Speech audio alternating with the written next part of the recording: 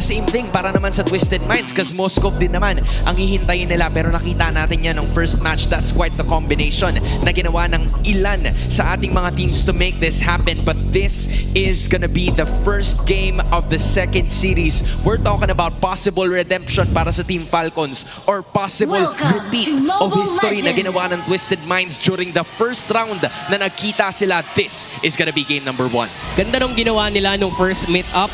Diba? Talagang pinakita ng mga rising rookies na kaya nila makipagsabayan against the veterans. Pero dito yung dito yung simula and dito yung challenge nila. Lalong-lalo na kaya ba nilang panindigan yung ginawa nila noon. I mean, you're looking at it right now, the MLBB. Yeah. Nothing really special. Siguro yung pinaka dito. Uy! Is yung option dito ni Nosha to go for the Master Assassin. Laging choice yung second emblem sa mga gold laners. Pwede magpapakunat ka ba with tenacity or kukuha ka ba ng damage? Minsan may mga nagwe-weapon master pa, but in Nosha's case, he chose to go for damage. So makikipagsabayan siya dito kay Super Marco in the gold lane. Alam mo, nagagawa lang yun ng mga gold laners kapag matindi talaga silang mga gold laners. Pero sa taas, matindi rin na nagpo-poke na agad dito ang Twisted Minds. Literal na gusto nilang kunin yung early game. Then patindihan kasi ang laban dito Diba? Yan nga yung sinabi nila from way before na dapat wala ka talagang sinasamba dito. Wala. You have to give them the same amount of preparation na ibinibigay mo on the rest of the teams. And Team Falcons, considering that they're at the bottom of the standings, mas gigil sila lalo na makabawi, showcasing what they're made of. Considering that this lineup was world champions, pero teka lang, First blood secured! Mula dito sa idol ng mga kids, makukuha ng Falcons ang unang dugo sa laban. That's the strength of the Jushin kapag na-stackan ka na nga talaga, and Ogwin helping in that scenario. Obviously, nandun din ang presence ni Caltizi dun sa pagtulong nila sa pag-clear ng waves. Etong si Sean, kinailangan pag lumalim dun sa lane before that, and now that allowed Ogwin to get level 4 bago mag-start itong turtle natin. Very dream situation para sa Team Falcons ngayon. Ogwen having at least 2 or 3 in terms of MVP games para sa kanya ngayon. Pero Team Falcons talaga sinisimulan na itong Lord. Lamang sila sa pestuhan dito. Tataro na si Flap dun sa likuran. Si MP ang nakita. Retrihan! Masesecure pa rin ni Kyle Easy yung turtle. Ang kaso nga lang, mukhang delikado mga buhay nila kasi ini-isa-isa sila ngayon ang Twisted Minds. Nosha is here. Present na siya ngayon. Makakasecure sila ng 3 kapalit lamang ng buhay ni MP. And that is how you return Twisted Minds introducing themselves in this game. And Nosha proving to us na talaga when it comes to gold laners, siya ang top when it comes to the kills. Nakakuha agad dito ng assist at isa pang kill, eventually inflating kung anumang merong gold siya dito over Super Marco. Tandaan, ang nakuha nating gold ngayon sa ating new patch ay reduced na paggaling sa minions at sa creeps. Pero paggaling yan sa kills and assists, hindi yan nabawasan. That means that this is your way to get back into the game. Alam natin ang Granger, nakakatao talaga when it comes to farming. Kaya mag-double lane, and expanding rivers allows for that.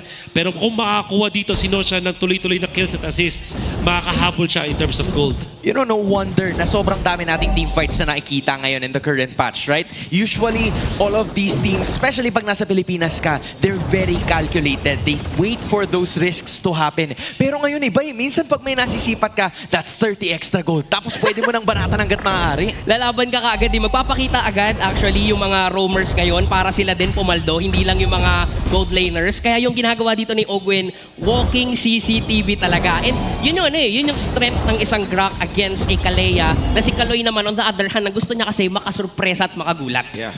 The thing with this Kalea is it's a really good roamer choice kasi meron kang sustain na heal mo yung mga tropa pips mo. Tapos meron ka pang dalawang source ng lockdown na masakit talaga. You have your knock-up, tapos meron ka pang tsunami slam. Ang dami mong choices na sa isang long team fight. Imagine yung nakita natin turtle fight. Relatively matagal yon yung team fight na yun because they waited for the turtle to have the retribution. Pero dahil mahaba at madami kang choice na mga stunts, ang taas ng impact mo sa mga team fights. Both junglers also having some options para dikit pa rin yung ating gold lead, but the expanding rivers, the proc has already happened. Pero ito na yung pangalawang turtle. The fight is about to happen here. Si Kaloy ang pinupok dito. Tumalon na actually si Flap DC. Tapos nag-set up na si Ogwin at may counterplay. Mukhang ito na yung twist na inaasam ng Twisted Minds. Nandiyan na. Lilipat ba si Nosha? Mukhang hindi na muna. Ngayon pa lamang, Pagka-counterplay na talaga dito ang Twisted Minds. Low health na ang mga miyembro ng Falcons. Akala ko hindi na siya lilipat pero inantay lang pala yung perfect timing. Some teams kapag na-initiate na sila, they will back down. Sabay-sabay mag-out. But that's not the case for Twisted Minds. Kahit maunahan sila dito ng Falcons in the positioning around the turtle, nagtitiwala sila sa draft na meron sila at may tiwala sila na tatama yung mga spells sila. In that scenario, kahit nauna ang Falcons, Twisted Minds pa rin ang nanalo sa laban. Kumbaga, kung hindi nyo kami bibigyan ng pintuan, kung paglalakan nyo kami ng pinto, gigibayin na lang namin yung pader. The positioning was right there para sa Team Falcons, pero nabawi ng Twisted Minds yon just by getting at least a lot of damage. And now, the goal difference brought to you by BPI showcases the advantage upon some of the members ng Twisted Minds dahil slowly but surely, they're creeping up into the territory nitong Team Falcons. Para sa Twisted Minds, nakikita natin dito, no, literal na nakakapag-farm si Nosha at the same time, nakakasama siya sa team fights. Nakakatakot gumamit ng Moskov dito si Nosha. And right now, even si Sean, nagiging maganda yung mga positioning na sa mga team fights.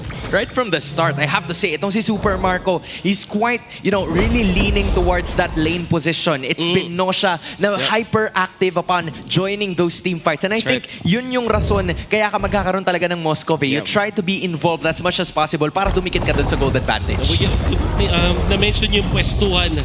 At alam naman natin napakaganda ng mga pinapakita dito sa Twisted Minds sa pagbuo nila ng mga box. Whereas itong Team Falcons, for the longest time, ilang lingkod ang nasasabi sa mga keys to victory sa mga cast, yung pwesto ng side ng Falcons when it comes to their box, it's not looking good. Nagkakakita tayo ng improvements dito, especially up against Aurora kahapon. But they have to repeat that over again. Back-to-back turtle fights, namatay si Kyle Tizzy. Nung first turtle, nakakuha siya ng retribution before he went down. Turtle number 2, inuna siya ng Twisted Minds. Kailangan ayusin to ng Falcons, kundi -1 ng -1 ng -1 yan. Considering na yung Fredrin yung frontliner, usually it's okay But considering this early in the matchup, talaga makakahirapan dyan. At yun, nakuha pa rin ni Kyle Tizzy yung turtle. Pero mukhang ka-counterplay na naman dito ang Twisted Minds. Hindi tumama yung Spear of Destruction. Lugi sa isang miyembro dito ang Twisted Minds, pero hindi nabali yun kasi enough naman yung damage output nila. May setup mula kay Ogwen sa may flicker out, pero makakabutan pa rin siya ni Lanzo dun sa likuran. Pero mamamatay din siya after nun. But still, para sa Twisted, nakaka-free farm si Nosha. Yun nga just look at those answers. Turtle para sa Falcons, and then right after that, may babawi naman sa baba, Twisted Minds. Yeah, look at si Twisted Minds, parang sobrang natural sa kanila yung ganong klaseng team fights.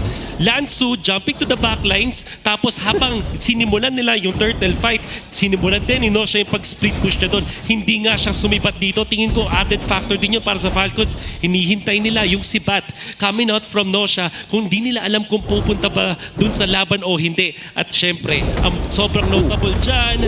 Uy, may set up. May set up dito kay Kyle Tizzy. Sabay, bawi. Nosha dun sa likuran. Naka-flicker. Kaso lang siya yung pinupunterya dito ng Falcons, pero mamamatay muna si Flap Tizzy. Same with Nosha. Mukhang ito na yata yung inaasama ng Team of Falcons para sa control.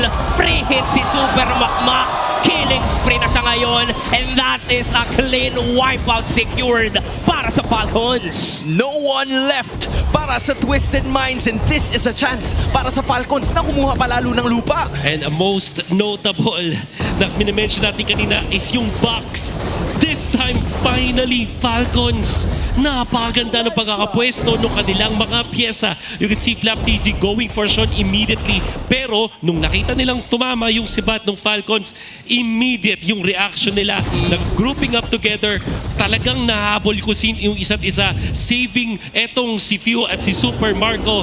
And of course, nandun si Flap Tizzy for that one. Ogwen hanging on dun sa kanyang tech charge at the right moment. At dahil dikit-dikit yung mga members ng Twisted Minds katabi yung isang pader na yon, ginawang yelo ang Twisted Minds. Saka literal na Binasag sa pader.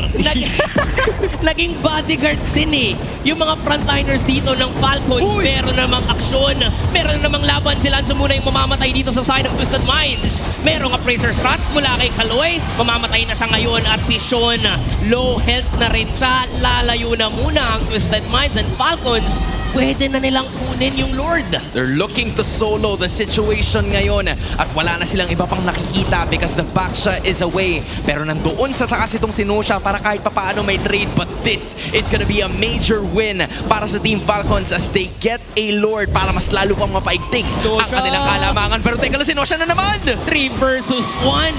Actually, 2 versus 1 nga lang yun, pero dumating pa si Ogwen. Alam mo, napagod na sila eh. Kakapush ni Nosha eh. Kanina pa siya nandun na medyo hindi siya napapakialaman. So medyo nanawa na ang Team Falcons, di ba? Yan yung kumukulit eh.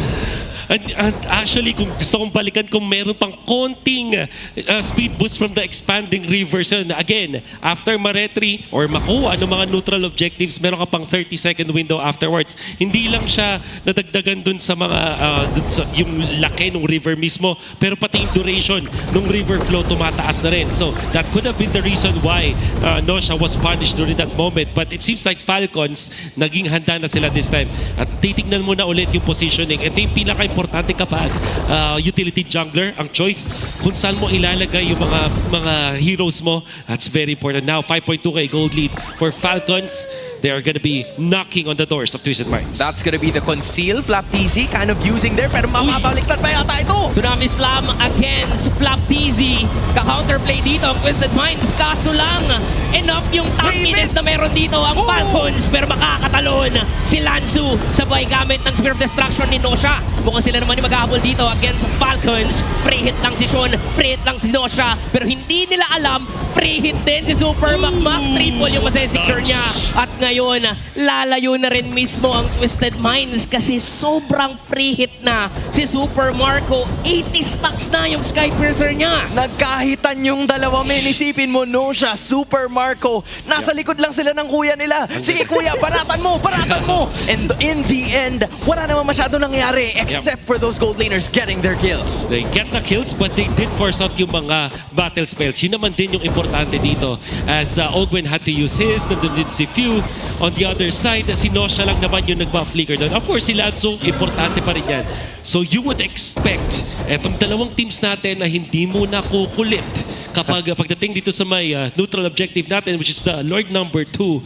Mukhang mag-farm lang muna because they don't have the important spells. I mean, that is already Super Marco reaching level 15, the first in this game. And I also have to say, based doon sa nakita natin kanina with the statistics, it's the XP laners, both Lansu and Flap TZ, that's dealing the most damage considering na very team fight heavy talaga ang nakikita natin ngayon. Same could be said para sa damage taken. Lansu's doing both ends of the bargain para sa Twisted Minds. Ganda nung ginagawa ni Lanzo actually to use the flicker para lang din makaabot dun sa backlines ng Falcons. But with the presence of the Purifies kasi na meron si Pew as well as Super Marco, hindi madali para sa Phobius na mabuhay ka kapag ka may Purify yung kalaban mo. And to be fair, hindi rin madali buhay ni Flap dito kasi dalawang target niya. Few, si Nosha, pati si Sean. Choose your poison eh, no? Man, isipin mo, minamadali na lang. Kalahati na to. MPL medyo aware, but they're gonna be resetting it quite quickly. All 5 members of Team Falcons are gonna be right here, pero may mahuli kaya. Bumangga na si MPL at binaburst down siya dito ng Team Falcon. At si Flap TZ pa ang unang mamamatay kasi naka-free hit na si Sean. Hindi tumama yung Spear of Destruction pero si Super Marco dun sa gilid. Nakaka-free hit na naman. Dalawa ang masesecure niya. So this is gonna be a 2-for-2 trade. Wala pa munang lalamang. Lansu Kaloy for Flap TZ and Kyle TZ. No retribution para sa Team Falcon. So Twisted Minds, sense of urgency. Talagang minamadali naman ito. But Nosha getting some damage. Quickly retreating. Balikan na naman tayo sa tabla. It's gonna be difficult for Falcons. Uy, si MP. Naghanap siya dito ng pwedeng mapunggo. Kaso lang, may Purify si Pew. Super Marco, free hit na naman dun sa gilid. Hindi makapag-lord ang Twisted Minds. Hinaharangan sila ni Super Marco. Unfortunately para sa Falcons, okay na sana yung idea nila. Naunahan sila ng Twisted Minds though with that reaction. Ang ganda ng huli nila doon kay MP the King with a follow-up taunt. But Kaloy with that flicker, ang lakas na ng impact ng Kalea. And unfortunately para kay Ogwin, sumobra yung tech charge flicker niya. Wala siyang tinama ang pader. And that actually allowed Twisted Minds to technically win the team fight. Everything that they need dahil sa kanilang double marksman setup. Falcons really needs to take this. Level 14 si Kyle TZ. Pati si MP the King, pero mas Uy, malapit uy, si- uy! Sumilip dun sa damuhan, pero may Naku. tatlong Falcons na nakabumper si Nosha against Oh my Super Magma. goodness. May Wind of Nature silang dalawa. Masesecure yung kill, pero kapalit din naman ng buhay niya. At si Kyle TZ ang makakasecure nun. Dalawang buhay pa ng Twisted Minds ang mapapas sa kamay ng Falcons, pero hindi pa rin tapos. Flap? Ang Twisted Minds, gusto pa rin nilang baliktarin ang sitwasyon na talagang mainit ang dalawang teams natin ngayon. And dalawa na naman. 2-2 na naman ang nawala. Pero this time, si Kaloy at Nosha naman, Marco at Few naman sa kabila. This is really showcasing to you the team fight prowess na meron ng dalawang teams natin ngayon. So showcasing yung strength ng mga gold laners natin, Nosha. Finding the right angle, hinanap na dito si Super Marco at nakuha nga niya yung kill. Ang pinakamalaking bagay na nangyari doon is nabawasan yung stack ng Skyfisher ni Marco. Napapaligiran ka na, Sean. Naku, delikado ang buhay mo, Sean. Kasi dalawa yung atake sa'yo. Tinry nung tropa, rumisponde, kaso lang nag-miss, hindi tumama yung SOD. Sumalisi! Sumali si boss. And that's gotta be a very important pick-off. Yung isang marksman ng Twisted Minds ang napatumba. That's their mid laner as well. Although walang tech charge na available para kay Ogwen, as of this moment, Falcons will feel confident. Kanina pa mabilis maglakad itong mga to dahil sa ating expanding rivers. Mas ramdam mo na lalo itong si Super Marco because he's slowly dealing damage. Lalo na ngayon sa ating late game, pinapaligiran nila Ogwen para siguradong sa Team Falcons mapupunta ang susunod na Lord. Considering na pangalawang Lord pa lang to, tila ang tagal nilang pinaglabanan. But in the end, it's Team Falcons na may huling halakhak. All it took was that free pick-off doon kay Sean on this Kimi.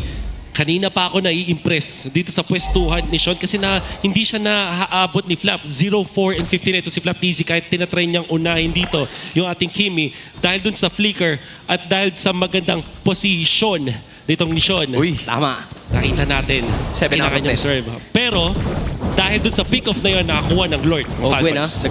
Nag-conceal si Ogwen dito.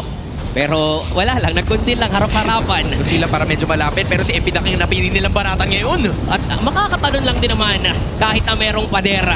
Pero yung Lord ay mapapatumba na dito ng Twisted Minds. Samantalang ang Falcons still giving pressure against Twisted Minds. Ang kaso lang wala pa silang mga minions. Mukhang meron pa dun sa baba. Marked safe ang middle lane inhibitor turret para sa kanila unless may gawin na kagad sila Super Marco. But Flap TZ tatalo na naman, nandun na naman yung bravest fighter nila. Tumalon si Flap sabay tectonic charge ni Ogwen. Literal na delikado ang buhay ngayon ng Twisted Minds. Pero nandyan na rin naman si Nosha at si Sean para depensahan ang kanilang base. Mapipilitan mag-flicker si Ogwen. So buhay na buhay pa rin ang Twisted Minds. Wolf, I'm quite curious about the situation here kasi si Flap TZ parang inuuna niya yung bravest fighter. Why does he usually do that? That happened around 2 or 3 times now. Oo, nakita natin na pag ini-spam mo na kasi din yung ultimate mo, mas okay na lang din.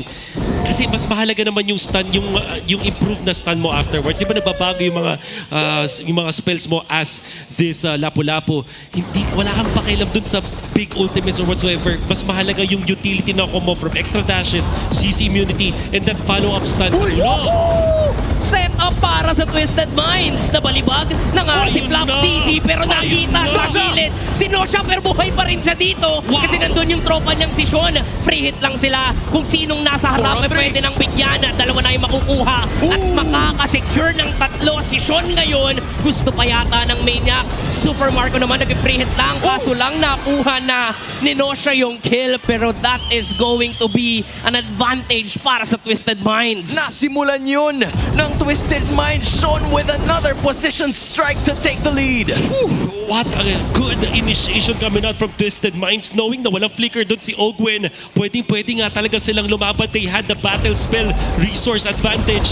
Endable Ang na tanong, ba? endable ba? Super Marco nagtatago lang sa Magsuspawn yung damo. minions. Babaril siya Nice. dito para lang madepensahan pero may catapult pa rin. Parang nagmamadali Pwede sila. nang mag-tower lock Nagmamadali ngayon. sila. Ang Twisted Minds. Flicker mula kay Flap TZ pero hindi mapipigilan ang pagragasa ng Twisted Minds.